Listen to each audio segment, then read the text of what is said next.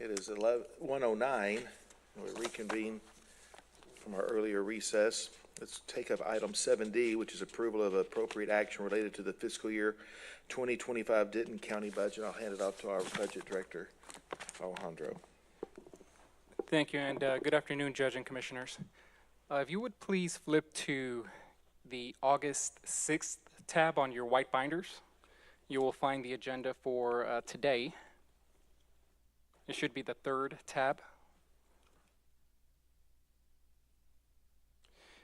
And first on the agenda is an appeal from Justice of the Peace from Precinct 1, who is appealing for the reclassification of a Deputy Clerk 1 Grade 4 to a Deputy Clerk 2 Grade 5, and you will find the cost breakdown on page 4 of your green binder, your green folder. And Judge Wheeler is here to speak in regard to this appeal. Good afternoon. Good morning, Judge. Good morning, or well, afternoon, morning, whatever. All right. As Alejandro said, we're asking to reclassify one of our clerk 1s to a clerk 2. Just a couple points just on the court and where we're at right now. So we haven't asked for this until this year. When I first took over, we had about 5,000 cases in backlog that we had to dispose of and get taken care of. So really the first, honestly, year that I was there was just trying to get the court running effectively and efficiently. And we had some turnover, of course, which is bound to happen. But now we're at a position where we're actually able to run the court in the way that it needs to be run. And one of those things that we need is a clerk 2.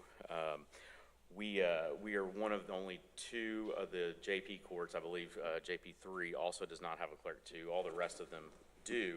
I don't know how or why or when the clerk 2 position was removed from my court. It was presumably under Judge Holland. It may have even happened before Judge Holland. I have no idea. But just another couple things. So when we closed the year out in March of 2023, just based on our OCA numbers and hours that were put in, we were 1.42 staff members over.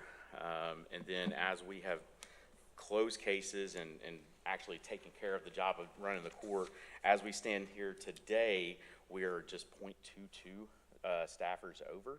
And that's because of how much we have been closing and moving and what we have done in the court.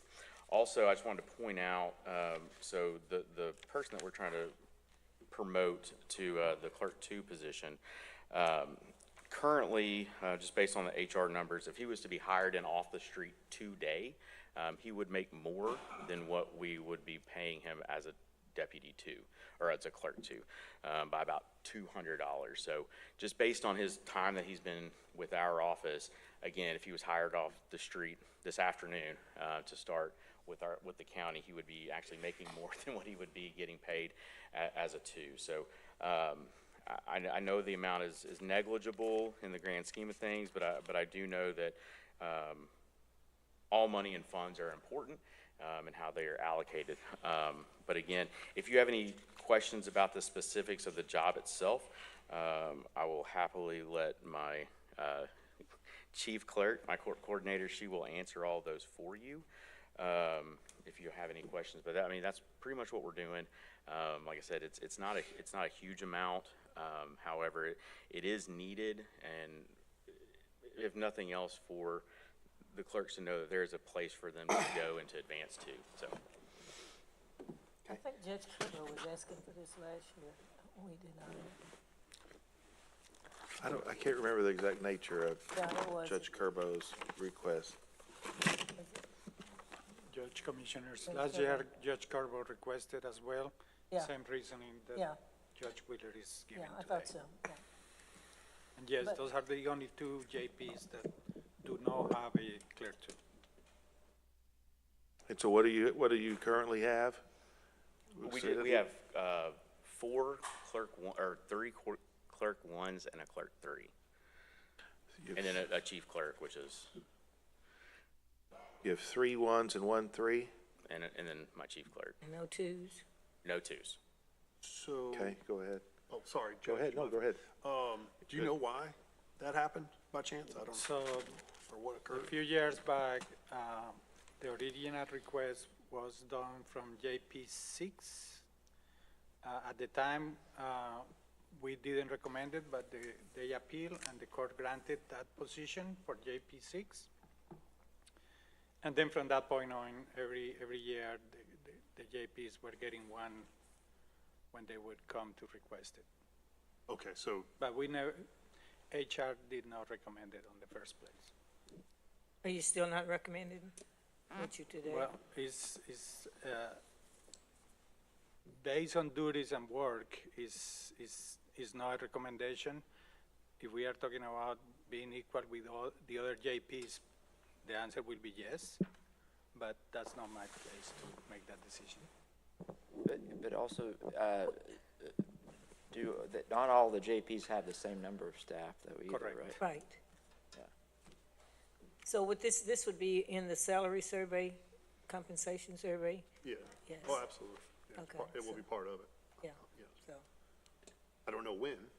I know, but you're working on that real quick. Well, I don't I know would like- when their area would be We got to it. specifically done. Right, yes, sir. Gustavo, for next week, can you do a summary of the JP offices so we can kind of see what the staffing What they of all have. that, so we can see Okay. it Yes, sir. clearly? And Alejandro sent me a JP, and I don't know if the other commissioners have that. We have it. The JP statistical report. Yeah. Yes, sir. Yeah, you sent it. You got it? Yeah. Okay, Is got it. that the did OCA you just numbers say? and hour breakdown? Yes, sir. Yes, you have that? Because we can send it to you, if you know. Yes, and we sent it to the JPs as well. Yeah, we have it. We got it. Good. It's good. Okay, and I know Commissioner Mitchell brought up the salary survey, and I know that, or salary study or whatever, that you guys are gonna be doing. And I think that's obviously a great thing to happen. But again, I mean, this is obviously not just strictly about paying somebody more money or trying to reclassify the position. So Yeah. it's to actually get a new one, so. I get that. Okay. Any other questions? Any other comments? Okay, go ahead. Just a quick comment.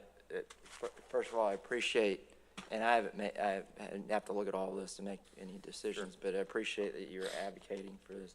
But I will just tell you what we kind of look at it, or we're having to look at is like, of the 6 JPs, 4 are actually kind of on an employee short or long short. You're just above, right? So, and to address that, like I said, so a lot of that is because, and I'm not trying to be mean to anybody else, Yeah. but just the way the court was run before. So when we came in, we were actually 2 employees fat, Okay. over. And so we've been getting those cases closed, which is why you've seen our numbers shrink, and they're gonna continue to, as we have now, we're moving cases. Right. Unlike, so now our turnaround, like debt claims and stuff like that, is even much less time. So you're gonna see those numbers. We're going to be, probably in the next couple months, we're gonna end up being understaffed, based on the OCA numbers, and the way that they allocate time. And that's a whole thing that some of those aren't exactly fair to the way they allocate the time, but that doesn't matter. But you're gonna see those numbers, and we're going to be under. Like I said, we were at like 1.9 over when I took office in January, and we sit on last month's numbers, or actually March of this year, we were just 0.22 over. And so I would imagine when those numbers are run again, whenever they do those soon, we're actually gonna be at a staffing decrease. And that's just because you're getting, it's not just backlog that you've got through, it's that you're actually increasing actual. Yeah, Is that what so- I'm hearing? Correct. So the backlog obviously did a lot. Like those numbers went like shrunk down really, Right. really fast because of the backlog. But now just, we have docketing schedules and we have, like set standards on when a case comes in to when the case is moved. Which when you get rid of a case sitting for a year, 2 years, and you're moving those through the court, quicker, that's when OCA looks at when you close a case and certain things that happen during the life of the case to give those numbers. But when you close that case, that's when you start to see those numbers increase in this case. So I see. So statistically, this is a bit of an anomaly because you had a lot of cases not closed, and as you're closing, it was at the beginning, but now with the way that we're processing cases when they come in and the quickness that we're getting them out, we're continuing to see our numbers to where we're going to be at, like I said, a staffing decrease. We've worked through that backlog. That backlog is done Right, and it's taken right. care of, has been for about 6 months or so. So Got it. now we're just moving cases. got it. It's just Good. the speed that your court runs versus the speed that it ran before. Right. You're saying that your employees, you utilize all the employees' time versus maybe in the past it wasn't utilized as well because the cases weren't pushed along as Correct. quickly.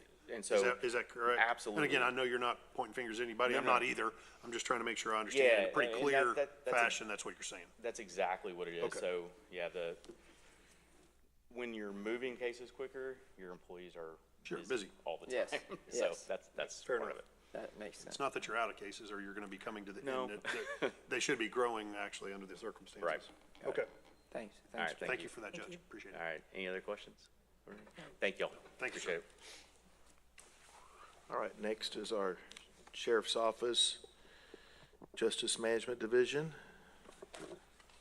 Good morning, good afternoon, Sheriff. Good afternoon, Judge, Commissioners. Good afternoon, sir. I know you guys are tired of me today, so I'll be brief. First of all, thank you to Alejandro, specifically Corinza, for another smooth budget process. They're always there to answer our questions, and they've been fantastic. The position I'm here today on is in our, we want to, in our unit where we have the deputies in the county buildings, providing security and safe passage for our employees and our citizens. Quite frankly, this is something I should have asked for a while back. This position, where it'll be utilized, is across the parking lot here in our county building that houses our public health department, CPS, and also distributes the WIC program. It is a building that probably second only to maybe the tax office has the most civilian traffic in and out. And as you can imagine, with CPS being in the building, the possibility of confrontation and things going on is a lot higher than a lot of our buildings. I've talked to Dr. Richardson on several occasions. He too, matter of fact, he's here today to support me to try to get that position over there. He's in our conversations, he's talked about, several times where police had to be called for certain situations and a police action had to take place. And my only goal is to put a deputy in that building like we have in basically most of our other county buildings. The presence of a uniformed police officer will hold down those instances. And also, it's just a place where something very volatile could take place at any time. As you can imagine, CPS cases, folks being involved in that and coming into that building, I just think it's a position we've needed for some time. And it's just, will be part of our Justice Management Division where we'll work to make sure that our county buildings, our employees, and the public are safe. Okay, very good. Thank you for outlining that. Any questions? I don't have any questions. Good. I've got a quick one. Just go right ahead. Thanks, Sheriff. Do you think there's any opportunities for reallocation from other buildings or other places? No, sir. We when we first started this program, and I've continued this, is we're basically at the bare minimum that we need for each building. And even Judge Eads and I, not recently, but it hasn't been that far in the past, he's asked that, we've sent people over there kind of a drive-by or a look through and then get back to where they're supposed to be. And this would be a permanent position in that building where they have a police presence. And it's, and like I said, this is something I should have asked for probably 2 years ago. And because We've it's, talked about it, We yeah, talked over the- about it, and it's just based on, Okay. thank God we hadn't had any tragedies that have happened, but based on who's housed in that building, I think the danger is higher probably in that building than most of our buildings. Okay, any other questions? All right, thank You're you, right. Sheriff. Thank you. Thank you. Appreciate it. Thank you, Dr. Richardson, for being here. Next, let's go to Constable Precinct 3.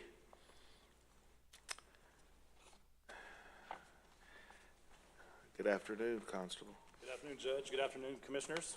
Thank you for allowing me to come speak to you today about needing another deputy position. Just a little bit about my background. I come from the city, as most of you know, just shy of 30 years, where I served as a supervisor for the majority of that time, supervising anywhere from half a dozen people to dozens of people, to supervising the entire city, depending on what my rank was or what my title was at the time. Sure. And supervising is a lot. And I'm perfectly content in my latter years to be supervising a few. So when I come to you and ask for another position, it's not because I want to supervise people, or I've heard some stories about how constables like to build empires. I'm not trying to build an empire. I'm trying to get the work done for the residents of Denton County. That's what I'm here to talk to you about today. Again, I grew up in the city where there's all kinds of formulas. If you have so many calls for service, and you have so many patrol officers, and you have so many things going on, you can plug in a formula and you know you need this many more patrol officers. If you have so many cases being filed, you have so many murders going on, you need this many more detectives. I wore Google out the last couple of weeks, and I can't find anything on Google that tells you how many constable deputies you need based on what you're doing.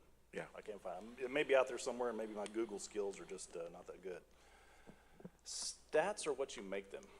And when I came into office, there's this statistical report that we spit out every so often with all the constables' papers and different kinds of papers, the number of phone calls that the office receives or makes. I'm not sure why we keep track of that, but we do.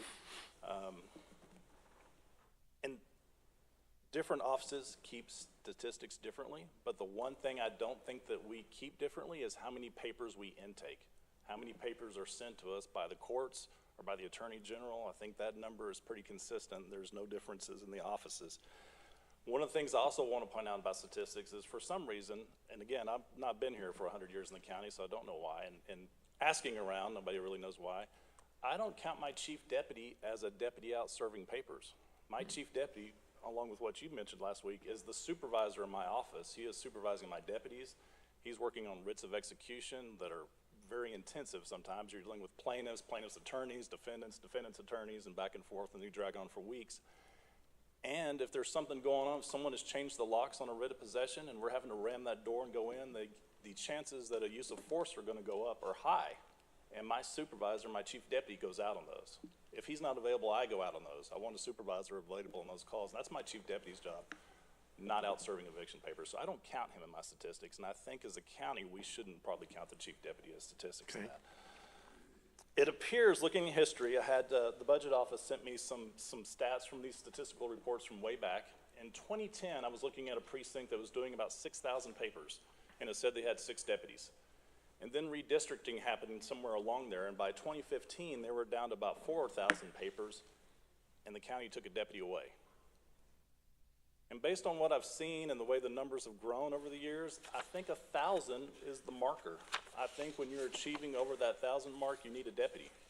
If you've got 2,000, you need 2 deputies, and so on. And so I hate that statistics are subjective, but that was the word I heard here just recently. I try to be objective because that's what y'all want to see. You want to see numbers. You want to be objective as you're trying to decide what the county needs, where we need to spend our money. I think we're there. Just like Precinct 6 asked for a deputy this year, and that's been recommended because they also had as many papers as we did this year so far. Last year, my office we received 6,208 papers. That was 960 papers more than any other office in the county, almost 1,000. This year, as of close of business yesterday, my office has received 5,057 papers. That's just 2 months left to go in this fiscal year. So we're going to top 6,000 again. I presume we're going to get to 6,200, 6,300 again. Lastly, I'll talk about the world that we live in. Evictions and writs of possessions are the main thing the constables do. I get where we keep track of all the other papers, but really those are the things that we do. Of my 6,208 papers received last year, 4,418 of them were evictions or writs of possessions. 17% of those were writs of possessions, which, as we know, sometimes you go out and you do a walkthrough and you're done, and sometimes you're out there all day. We've even had one that was a day and a half. It can be quite tasking sometimes. This world that we live in is more and more about renting. I'm old. I still like to get the newspaper. I weirdly get it delivered to my house, which scares some young people. They didn't know that was a thing. And I read more and more about these home builders that are coming in and buying up plots of land, and they're building subdivisions that are for lease only. They're building 3-bedroom, 2-bath houses only for lease, you can't buy them. And that's becoming more and more prevalent in the county. Maybe not so much in my precinct, but what's going on in my precinct is we're taking small plots of land that used to be just nothing and wasn't big enough for an apartment complex. And 400 block of West Main in Louisville is the prime example now, right next to the hospital. Back when I started at Louisville in 1991, it was a bank. And then it became an office. Then it became my doctor's office. Conrad Garcia, God rest his soul, was in that office. It's been a couple other things. Now it's been bulldozed, and in that little plot of land right there, they're building an apartment complex because they're building a parking garage. So you don't need a parking lot anymore. You just build a parking garage, and you build apartments on top over to the side of it, and that's what is spreading throughout Louisville. In Louisville, at the beginning of the year, when I talked to the city, they said there was 9 more complexes being built, and with over 1,600 units coming into the city. My precinct is not slowing down. I guarantee I'm gonna be over 6,000 papers again this year, and I need another deputy. What questions y'all have for me?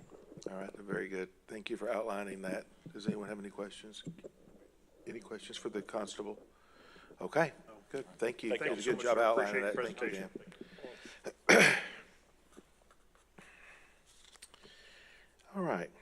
Next is item 4, which is the fire marshal's office. Brad, are you gonna?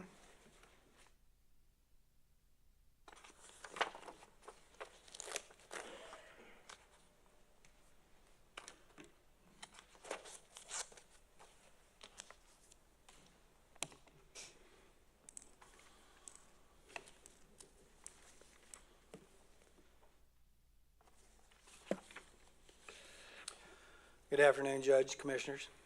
Good afternoon. I know we got a couple different things we're talking about, an inspector on one, and then the other is the fire master plan that we adopted last week, and wanted to discuss what I think some of us thought maybe was through, but evidently wasn't, for the additional hours for Sheldon, 10 hours for our analyst, and then for a admin position.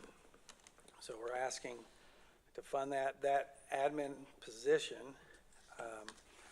will actually help us with the contract developments as we're seeking these new contracts in Tier 2 and Tier 3 of that master plan. We're going to need that person to assist us in maintaining those contracts, gathering data, input of data, and coordinating with municipalities and fire departments as well. These contracts are going to be different timeframes, hopefully more long-term, but either way, we need someone to keep up with this data and these contracts.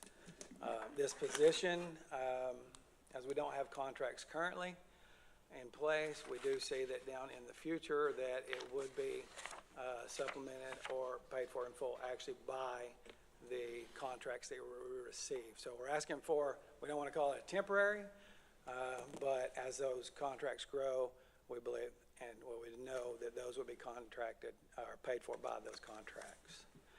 So as this position we believe is very much needed, we'd like for you to reconsider or to consider on this one that position. And is there any questions that I can answer for you? Okay. Questions? So just to make sure I'm clear, so Judge, do you mind? Yeah, go right ahead. The senior management analyst, Sheldon. Yes, sir. Obviously, is part-time at this point. You're just basically saying to go full-time. I understand the hour situation, but that's Yeah, really what we're looking at. Correct. And then I see the expense that's associated with that, so. And then the other is, with that, was wanting to add an administrative specialist. So, because you had asked for administrative specialist prior to, correct? I had, yes, in our budget for our team, our fire marshal's Yeah, office. for, yes. if this wasn't part of it, right? Correct. It wasn't part of it. It wasn't at first, right? Right. And now that we decided to add this new strategic plan, you're suggesting that obviously now you need that person more so, because that Yes. person's gonna do, are they gonna split? Or how do you see this individual being utilized in your office? Is it 100% gonna be for the new fire management plan, or is this gonna be someone that's kind of give me an understanding on that. Yes, so I would see the majority of the work being for this new position and helping us in the coordination contracts and everything with the new fire master plan. I do believe that we can take some of the weight off of my current admin as well with this. I was talking to Sheldon and saying, is there any way, do you think there's enough room we could share a little bit? So, yeah, we think so, and the reason being is my current admin, about 90% of her job right now is actually putting in the fire data numbers we get from all the runs we receive monthly. And so that's about 90%, and she's also having to plot them for some of the maps, or the maps that y'all have seen, where we plotted the calls, determining how we pay out and everything. Those calls are still going to have to be additionally even plotted. So it will assist in that, but really, I would say 75% will be to the master plan currently. So you're saying right now that probably 90% of what your admin does now is data entry? Yes, ma'am. Phones and data entry. Yeah. A lot of phone calls. Okay. Okay, all right. How many deputies do you have? I have 5 deputies. I have 5 deputies and 2 assistants, 1 admin. Okay. That makes the fire department. All right. Well, and that's not counting Sheldon. Yeah, no, I Yeah. understand. Okay, so you have 1 admin for your office, We do. okay. And most and- offices, I can't compare apples to apples, Right. but the constable's office has 2 admin Yeah. for what they run, which is basically the same size. It is, and also Office. remember, we serve 21 fire departments that feeds in the data to us as well. So 21 fire departments that we support, that's also, we're supporting that data and using our admin to do that. Well, the biggest thing is you're adding from my perspective, you're adding a pretty big expectation with this new fire master plan. Yes, sir. So, okay, I just wanted to understand what your current admin does, how many admin you have, and what this new admin position that you're requesting would truly do, if that makes sense. So, thank you, Judge. Perfect. Sounds good. Any other questions? Just a quick Go right question. ahead. Brad, so, on the admin, I think that they're listed admin 2 or something, but how do you figure out where that should be on pay scale on the grade? Like on the admin 1, admin 2, Yes, or whatever. yeah. Looking at the duties of the admin 2, pulling it up on the HR or the website, looking at what those duties actually are compared to what we need that person to do. It falls within that area of an admin. The admin 1 was really lesser than what she does. The admin 2 seemed to fit the range, so that's why I compared it to the admin 2. I was just thinking, if it's just a lot of data entry, is that, Well, so it's data entry. She's also going to be doing our minutes from our meetings. She's also going to be attending our meetings in-house and out. We're going to be visiting with all the cities. We're going to be traveling to the fire departments, the constant contract, keeping up with all the contracts and renewals and everything else. So there's a lot of data entry, but there's also going to be a significant That's for the new amount. person, though, that you're talking about, right? The new person. Not the person you have now, because the person you have right now is a lot of data entry. The person I have now is data entry, phone calls. right. And then also, she does our scheduling too, as they come in, when someone calls and wants an inspection or code enforcement issue, and she's pushing those out. As needed, duties as needed. Realize I'm not demeaning her position Oh, no, no, whatsoever no, when no, I say not at all. data entry. Right. It's just, I'm trying to understand what her primary job is, and you're the one that told us, so I'm running with it a little bit on a Yeah, few yeah. questions and looking at it going, do you need a data entry person more so than you need another administration person? And does that administration person that you have now need to shift gears and become more of a dual role? And we have a data entry person that is gonna be less expensive that, I'm giving you the reason I'm asking these questions and the thoughts I have. Does that So make I- sense? I think Not that- saying that's what I'm requesting or saying should happen. I'm just talking out loud. I think the person that we're gonna be looking for, I know the person we're gonna be looking for is someone that really is good with Excel, where they can do charts and the full amount. And so I foresee that, my admin now can do that, I would say minimally. Gotcha. But we need to push someone that may be more advanced in that as well. Okay, perfect, thank you. Yes, sir. Any other questions or comments for Brad? One thing, I'm sorry, Yes, Judge, go one right thing. ahead. did you talk with HR when you came up with this position, where you decided it should be the pay scale? I'm just curious. I got with budget on the, on the budget, no. No, not the on budget, admin- but not on like the admin. where this person should fall. I'm just curious. Not on the admin one or two. Crystal's Okay. reached out to me in the last week asking about the position bit. Okay. But no, previously, not to decide if it was a one or a two. Okay, all right. Okay, thank you, sir. Thanks. Are we into the inspection portion now? Oh, yeah, or- yeah. Okay. Sorry, go ahead. Okay, so this next one is, I'd asked for, 2 inspectors. And so I want to just bring to the point is over the last 5 years, our population, in Denton County has increased over 150,000 residents. To put that in perspective, the city of Denton is 164 approximately in our population. So that's just a perspective of how much we really increased over the unincorporated area. As that population increases, so does our construction. The new construction, our new buildings, new commercial occupancies increases, which that means we have more inspections. And it's going to be, it's just continued growth as long as Denton County's growing. So population equals more inspections, if you just want to look at it, based on there's new commercial occupancy that come in and fill it. Currently in the unincorporated Denton County, we have over 3,000 commercial occupancies in which we're responsible for inspecting. Okay, and those are annual inspections. So these aren't the new construction that we get in, but these are the annual that we try to reach, in hopes to reach annually. So year to date, because we hired the inspector, one inspector last year, year to date, he was able to complete 366 inspections. Now, 366 may sound like a lot, and it may not, but 366, when you're talking about something that we're trying to kick off, there's several re-inspections. So ultimately, he's probably made somewhere around 900 actual visits trying to get people back into the correct safety where they should be. So that's with so currently we have one inspector on top of our deputy fire marshal and stuff, and he was hired last year. Total one? So one inspector. Now, my deputies, just so to be full understanding, the deputies are inspectors, investigators, code enforcement officers, on top of whatever else we get called with, and that, right? So, but the investigators, they do the new construction inspections.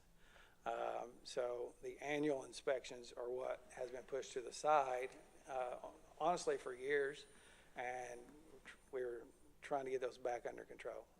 This year, we've been able to get to 366 at this point today, in this fiscal year. So the investigators are tied up with arson investigations. We currently have 5 arson investigations going on in our unincorporated areas. And then with all the new construction inspections, they have this fiscal year 732 new construction permits. So with that, you can at minimum take that and say there's 3, that's a minimum of 3 inspections. That's on a very basic. In many cases, we have 5 to 10 inspections.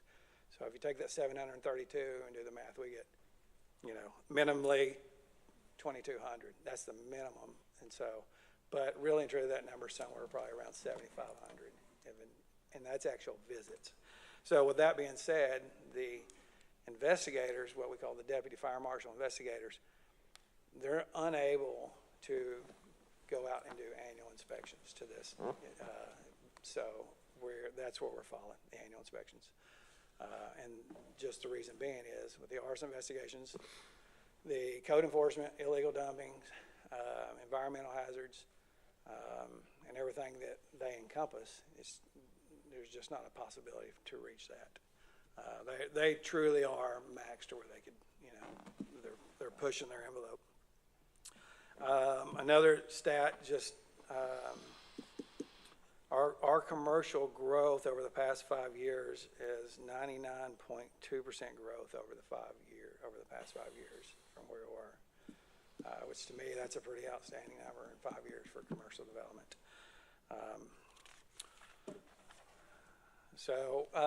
To wrap it up, I do understand budgets, and I know everybody needs something, or they wouldn't all be here, right? But I am asking, instead of the 2 I asked for, that if we could add to the department and increase by one of the inspectors, not both, but one of the inspectors. That will help keep our plan going. We can actually improve on the 366. It'll be more than that by in the fiscal, but we'll improve on that. And it's going to be continued growth. I mean, the county grows, we got to grow. So if there is any questions, I'll be happy to answer. Judge, do you mind? Yeah. So how does the fee structure work when we do inspections? Is there a Okay. fee associated with when we do inspections?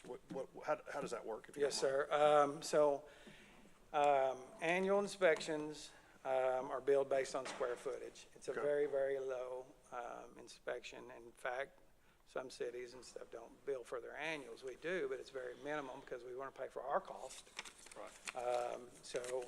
That's based on the lowest is $25, I think, and it can go up based on square footage. And the new construction inspections, we have an inspection, full list of inspections and what they actually cost. Basically, everything's based on cost. But when you take your cost, really and truly, you take in not just the cost of your pay for your deputy, but vehicle costs, deputy costs. I mean, you really even consider your building costs and everything else, so, to come up with a fee. And I can get you a complete schedule that. In fact, new fire code will be coming to you soon, and our fee schedule hasn't been increased since the beginning of 2007, so it's going to be large increases, and we'll be sending that up for adoption, which will also offset a lot of the funding. I'd give you a number, but it all depends on how many inspections we're able to get. Well, and that my point is, anytime you're trying to make a business decision, you're trying to figure out, the revenue and what the cost is going to be.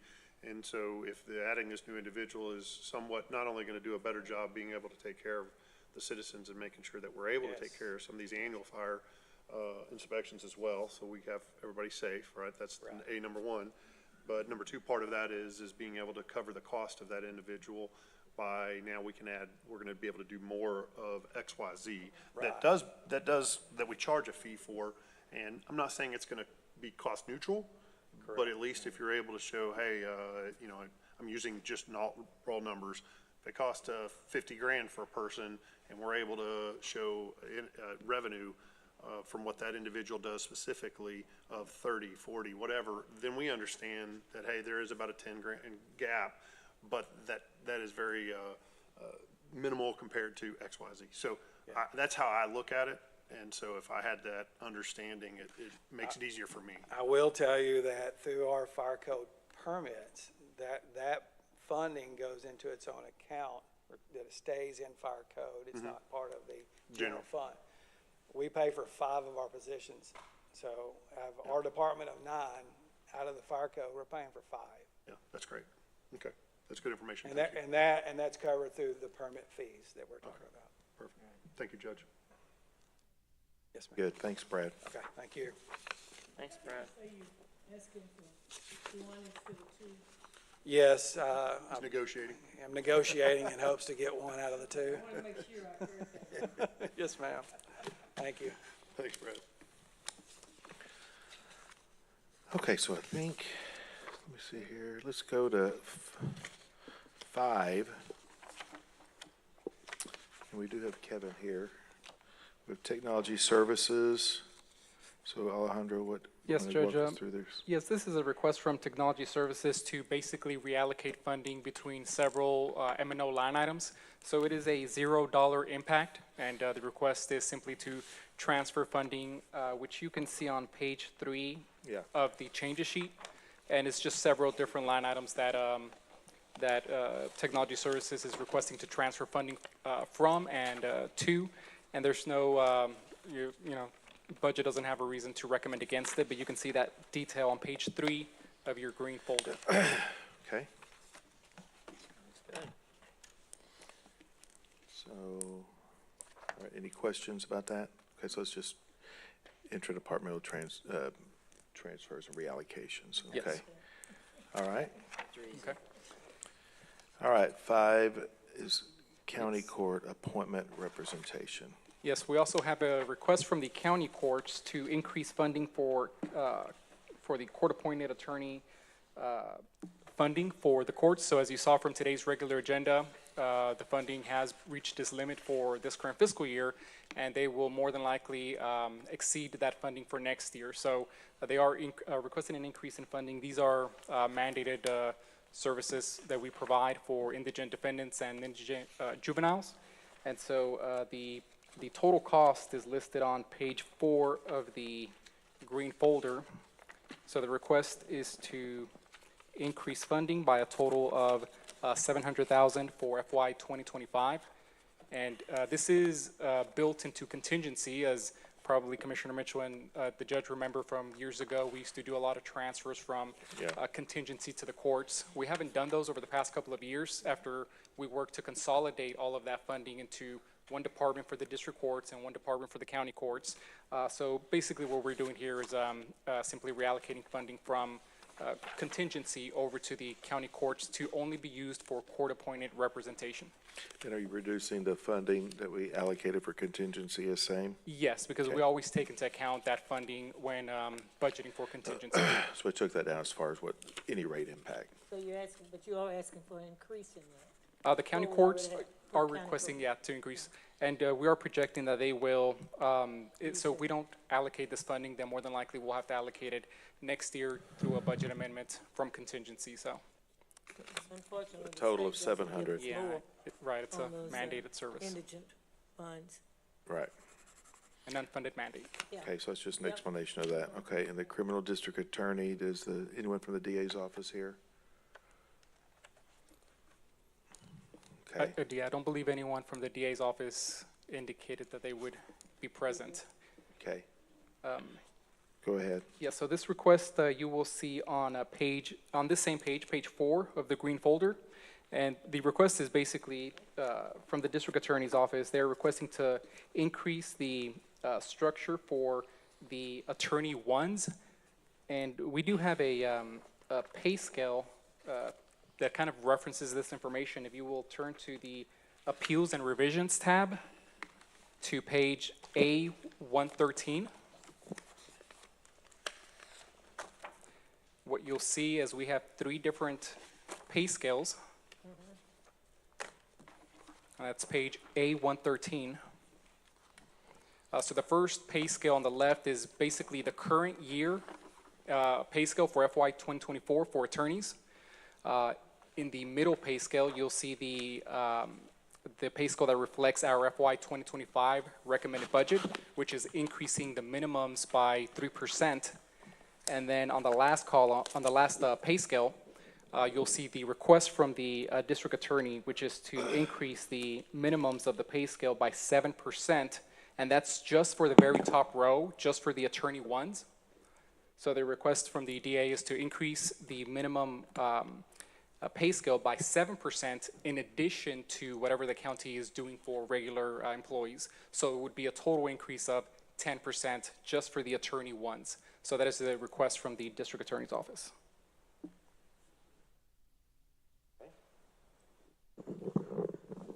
Members, do you have any questions as it relates to that? Okay, We did, we wouldn't have anyone here to answer. all right. Let's, Sorry, John. so no other, did you have anything else to add about the court, the criminal district attorneys? Is that No, it? sir. All right, and general discussion related to, Then these are all just the carryover items from the previous, from last Tuesday's agenda. okay, did y'all want to go over any of these today Yeah. with further discussion? Okay, Do you want to go over with that, Diane, or what do y'all think? Sure, she's listening. I don't mind doing it twice. I mean, my area. or something. Okay, no rush. No, I would want to be here.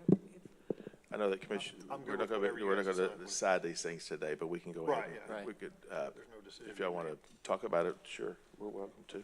Do you want to go or anything? Yeah, if you will, Judge, do you mind if I? Go right ahead. Take a stab at it first then, sir? I've got on there, I want to bring up, again, obviously, the compensation. First off, we are going through the compensation study, and hopefully soon we'll choose a organization to go with, but that is a time-consuming and a well thought out, and it's going to take some time to come up with what we decide.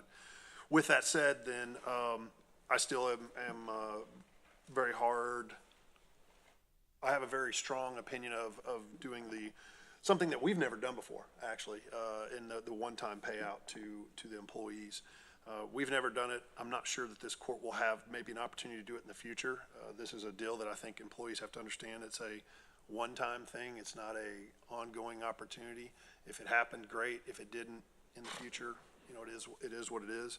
I'm going to read, after kind of mentioning that, I've received a few emails and a few phone calls, but I think it's imperative for everybody to understand where some of these folks are coming from. So I chose one to kind of read a little bit about it. And obviously, I don't, the employee's name and stuff is not in here. So just real quick, I've got that, and then I've got a few more points. So hello, I just wanted to say thank you. I was watching court yesterday and caught the budget discussion on employee raises and possible one-time payments. This makes me feel appreciated and valued as a Denton County employee. As you know, everyone is struggling with national inflation and trying to just afford their normal utility bills and groceries. I'm no exception. So I am very grateful for my job as a Denton County employee and the generosity percentages of salary increases we've received on an annual basis. But the fact that you have proposed additional compensation was a surprising gift to hear. I know nothing is ever set in stone, but the fact that it is being discussed and considered is humbling to me. I just wanted to say thank you, sir, for your time, commitment, consideration you have for Denton County employees. It makes me proud to be an employee, and I feel valued when I see administration and commissioners having serious conversations and show concern knowing that people are struggling. So that I think is, the reason I read that is I think it's important for us to understand it, hit home, that out of all the employees we have, there's probably a large majority that are in very similar situations. We are extremely fortunate and lucky that we have been able to offer our employees these major increases over the last, since I've been here 3 years, and you guys have been here a lot longer, and sometimes we weren't able to do that. I know in 2020 that was not an option. So to have this type of scenario where we could possibly do that, I think is enormous. I look at it, we got a huge windfall with the ARPA funds that we received. I know ARPA funds can't be used for this, but we were able to use those ARPA funds to take care of a lot of other costs that normally would have come out of our budget that we were able to put back into other areas. The interest alone that we receive on those ARPA funds is enormous. Those monies have been used for a lot of great things, will be used for a lot of great things. This is a perfect, I think something that would be perfect for that. It's not costing our taxpayers. We're not taking money that we're receiving from anything other than interest and utilizing it for something that's for our employees, which, for my belief, the employee is the number one thing you have because they're the ones that run this place and make us successful. So with that, I think that this is the one opportunity this court has to do something that is unprecedented. This has never happened here before, may never happen again. And I just wish that everybody would take that upon their thoughts. And I'd be happy to answer any other questions. I know it's expensive. It's not inexpensive. I think it's important that the employees know it would be an expense that we're willing to do, that there's other things it could be used for. I personally don't know anything else I would rather do with some of this money than give it back to our employees. So thank you, Judge. Perfect. Any other comments? Do you want to go ahead? Yeah, Judge, if you don't mind. I concur on the one-time pay. I think y'all have heard me say I've been an advocate of that for quite some time. I think that there's a lot of good reasons to think about one-time pay, which Ryan has elaborated on, but this is specifically when we are fortunate to have because of a lot of good work that I don't get to really take credit for since I've only been here a year and a half, but a lot of good work from people over the years, we've got fund balance to be able to do that, and I think this is one that really does make an emotionally positive impact for many people, and so I do like the idea and hope we can spend some more time talking about it. Okay. Any other comments or questions? I don't disagree Okay. with the fact that we care about our employees, because I know we all do. But at the same time, that when we're given 5% for the last 3 years and 6% 1 year, and then I hear citizens that are constantly letting me know that, and maybe that $1,000 is not coming out of taxpayers' dollars. Well, it is essentially, because it's still county money. That they're barely making it, and the women and men that are working and still can't afford to pay their bills or buy food or pay their rent, and I have the seniors on me every week about they can't pay their rent. And we're getting 5% raise, and don't get me wrong, every one of our employees deserve that and much more. And if it was my money, I wouldn't have a problem giving that. But this is still county dollars. And so, since we are giving the 5% raise, I'm not going to be in favor of giving the $1,000, and that's my opinion. Love every one of my employees, but that's my opinion. I don't ever want to argue against Bobby. I'm not arguing, but it did bring up something I failed to say is the one thing having worked on budgets for quite a while, one of the things that I always like to really focus on is those recurring expenses from non-recurring expenses, because they're very different animals. And so, and for us, when we talk about our tax rate, that's largely where our recurring funds come from, really where most of it comes from. And so that is one of the things. So when you talk about the increases that we talk about with percentages, doing a 5% or a 4% or whatever we do, that is one that really does obligate us, so it is a recurring expense that ties to those recurring sources, which is basically our tax rate. The say advantage or disadvantage of when you talk about one time, it's a non-recurring, because you're saying, hey, this is one time. It doesn't obligate us to anything. And so the tax rate is sort of separate from that. It has to do with, hey, do you have funds that you like interest, earnings, or whatever it is. So I do think that that's a clear thing that I like having both tools in the toolbox for that reason. And anyway, that's it just reminded me of that, and I appreciate that. But I certainly appreciate your perspective, and I want to always remember that our dollars are not our dollars, they're taxpayer dollars. Sure. And it's good to have all kind of tools in the toolbox, but we can't always use them. And I serve on the homeless committee and all these different committees that I serve on, and I hear every day about somebody not being able to pay the rent. And then and my employees are sometimes in that same predicament, but they have a job, and these people don't have a job. And like I said, if it was my money, hey, I'd give them more than $1,000, but this is still taxpayers' dollars, and I'm sensitive to taxpayers' dollars, how I use those dollars, and I've been sensitive to taxpayers' dollars for over 30 years, and I'm probably not going to change until y'all kick me out, because I am a taxpayer, and I know that, when you have to pay those taxes, and when you don't have enough money to pay those taxes, and then when you see the county getting raises, and I think about teachers getting 2% raise or 3% raise. Or when zero. we look all over Or the zero, county. Bobby. Zero. Zero. I've got to be sensitive to it. I applaud the effort and the tool that you bring to the table. Sure. Because that's what we're here for, to bring different situations to the table and see if they fit. And if it fits, then let's do it. And if it doesn't fit, then I was almost about to say that if it doesn't fit. That's right. But if it doesn't fit at the time, you know, you can have fund balance, and you can think, oh, we've got so much fund balance. But any catastrophic thing can wipe out that fund balance.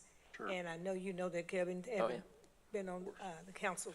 So I think we have to be sensitive to that. But for me, I'm sensitive to the citizens, and I know you are too. I'm not saying you're not, Of course not, but of course not. I'm just, people are still recovering from COVID, and I just don't think this is the right time for us to do that for employees. Judge? And I welcome all the yelling and screaming and hate mail that you send me. Oh, Judge, do you mind? I'm Go sorry. right ahead. First off, I think it's imperative that all the employees that are listening realize not one time I ever have had a conversation with Judge or any commissioner that says they're not worried about the employees or they don't want to help the employee. That's not it. So I want to make sure that it's not like, you know, here I am and under the surface, Kevin's over here, and it's not separation. We're all on the same page. We're all trying to do what we can the best, and we have different ways of coming to those conclusions. And by the way, this will even make it, you probably say no more. It's 4,000, not 1,000 that I'm offering, or wanting to proposing, not offering, proposing. I'm not offering. I can't afford to give it to everybody myself, but proposing. And I think to your point, I'm going to spin it on you a little bit. Your point is right. Everybody is, a lot of people are having tough times. And something like that, when you talk about a large sum, because I consider that a large sum, which would be almost like for most people an extra pay period, it's for those situations that we all try to have that little savings for that time when something happens that we unfortunately weren't able to save for, or we had to dip into because of the way the economy is and the cost of inflation. So perfect example right now, you know, somebody's AC goes out, that 4,000 after taxes, it'd be a little less obviously, could be, you know, could make a world of difference, a huge change. So anyway, I absolutely appreciate being able to have these discussions. That's what's nice about it. And when we walk out of here, all of us still get along great. It has nothing to do with that. We're just all trying to do the best thing we can with all these very fortunate funds that we have that a lot of people don't. Man, you're absolutely right. And so, that is a testament to you folks, you two that were here way before me, That's Judge, it. and I was gonna say, and all the other employees that we actually have been judicial with how we spend our dollars to be in these kind of situations. So, thank you, Judge. Appreciate Perfect, it. thank you. Yes, sir. All right. We handled, I think we did a general discussion. At one time, did you want to add other things under No. number one? Good, thank you, sir. Commissioner Falconer, you want to talk about the public safety? Did you have any more information, or want to rediscuss the public safety positions? I don't have a lot of new, I've tried to contact, the trooper in charge, and I think he may be on vacation, because he's been very good about responding quickly, and I've left him a couple messages, so I haven't Okay, so been we'll able just to talk follow to him up on since that next last time. week. But I'm sure I will by then. I do believe that, back to how we treat, I mean, I think this is one of those that we need to be sensitive to how we're using our taxpayer dollars, and I do think that looking at a transition plan to get out of that, I think is probably what we should be doing. So I would promote that, and just realize that it won't probably be the kind of thing where we could just stop funding for those in October, because we want to make sure that we're not leaving those individuals in a bad situation. Right. So, Okay. so that's that. I did also want to, kind of on a different tack, I've talked to Frank a little bit, and he's gotten me some good information about our election workers and election judges. And I believe it's been at least a few years since we've kind of adjusted their pay. And we are, and Frank can do this better, and I think you all may have seen the spreadsheet. We are I guess there's a little bit of good news. Collin County is the same place we are, but the other counties around us are much higher. I think, I'm not here really trying to promote anything necessarily, but I think we ought to at least be taking a look at this to make sure we are keeping that where it ought to be for people who are basically probably spending more hours than we're actually paying them to do a lot of good work for us on our elections. And I know it adds up quickly, so we have to be careful, but maybe it's one of those things where we need to just give them a little bump each year, every 2 years or something like that, because I don't think we want to get behind and end up with issues that could have. Frank, I don't know if you have any other. Yeah, Go I over don't that, mind Frank. commenting on it. I want to pass these out Yeah, to let's go over that. members, so. And you know, guys, when we do this salary survey, we may or may not have to spend more money depending on how these surveys come up. Yeah, and now the good thing on this one is Frank's done a salary survey for us on this one. Because the election workers all do exactly the same thing. Right, Frank? I mean, if you're in Collin County, Denton County, Yeah, I Dallas mean, County, it's Tarrant really County. immaterial what county you're working in, you're gonna do the same work. So I did reach out to Collin, Dallas, and Tarrant. As Commissioner Falconer said, we have the same pay rate currently as Collin. We're way behind Denton, Dallas, and Tarrant. So the top chart you see, or spreadsheet, basically shows you how far behind the average of these 4 counties we are. And I laid out 3 options. I think that Commissioner Falconer and I talked about, but I think that first one, I think, is just really for, So we are on Information. the same with Colin. That's yeah, the- and that- I'll tell you, the poll worker pay varies across the state Right. Yeah, sure. wildly. But You it's I less see. than Dallas and Tarrant, for Yes. those who are watching. As it and wanting probably to see. should be, when we're Correct. talking about 2 million people in Dallas and almost 2 million in Tarrant. So, And talking about 1 million in Collin and Denton. right, yeah. But, I mean, yeah. Tarrant's 2.5 times our size, so. Okay, so go ahead, Frank. I was just, people are curious what it was. You know, I just put the upgrading to average there just so you can see. I certainly would not recommend that at all. I mean, just to do that would be about $453,000. Okay? If you did a dollar increase across the board, it would come out to about $166,000. And one of the things that Commissioner and I spoke about, he had an idea, which I don't necessarily think is a bad idea. Just give them the 5% Just tie it to increase the same as you do. percentage increase as employees get every year. Okay, I agree with And if that. you did that Yeah. this year, that'd be about $112,000. I agree with that. It'd be what? 112. that's that 112,000. bottom one. Yeah, the last one. So it's a 5% increase basically. Yeah, Every time. yeah. And then these election poll worker expenses are passed on to the other entities in part, correct, Frank? In Or not? part, it depends on the election. You know, May, basically, they reimburse us for that. Now, I mean, it's kind of weird when you look at my budget. Did you have, Well, it's weird for me too, because in May, for lack of a better term, we front the money for the cities. We pay the poll workers, then we invoice the cities, they reimburse us. Sometimes you can look at, it's not just that line item, but that line item, you'll look at it and you'll see mine will be in the red. And it looks like we're overspending, you know, the money we had. Well, when that money comes back to us, we send that to Jeff, to the auditor's office, and the election code's very specific about where these monies go. Now, you would think, in the real world, you'd put that back in my line item, Right. but it doesn't go there. It goes back to the The general general fund. fund.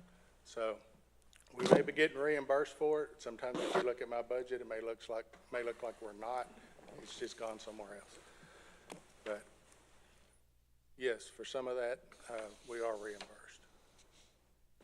And no matter what we decide, I appreciate, Frank, what you've done. Sure. It's good for me to be able to kind of understand where we sit and what the options are. And I don't mind the 5% Yeah. increase. I I think think that's, it makes, I think that's fair. we could tie it in with what we were doing. yeah, I think that's an easy thing That's to fair. explain. And, yeah. Okay? Okay. Thank you, Frank. Thank you. Thanks, Frank.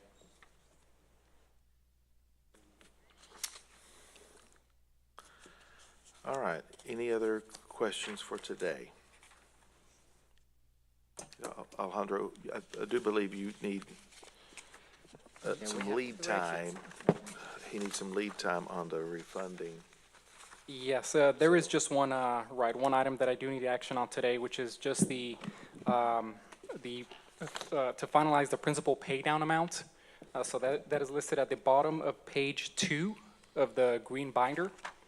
And so basically, I'm recommending to reduce the principal pay down by $4,178,000 from what we included in the recommended budget. So with that reduction, the total pay down will be $10,822,000. And so what that will do is that'll bring down the rate to what was presented on Tuesday's recommended budget presentation. For the debt service rate. Yes, yes.